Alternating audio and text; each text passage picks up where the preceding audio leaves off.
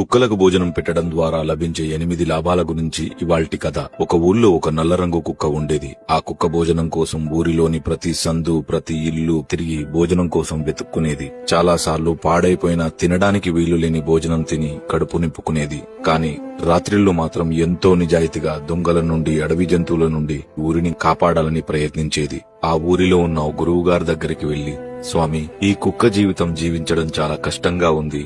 ఇది మేము చేసిన పాపమా, మాకు లభించిన వరమా అని అంటుంది. దానికి ఆ మహాజ్ఞాని, పిచ్చి శునకమా, నీకు లభించిన జీవితం శాపం కాదు. దేవుడి ప్రకారం మనుషు సంపాదించిన దాంట్లో మొదటి ముద్ద గోమాతకి, చివరి ముద్ద శునకానికి రాసిపెట్టి ఉంది. మూర్ఖపు మనుషులకు అసలు కుక్కలకు భోజనం పెట్టడం వల్ల ఎన్ని లాభాలు ఉన్నాయో తెలిస్తే అందరూ అదే పని చేస్తారు. అవి ఏంటో చెబుతాను విను.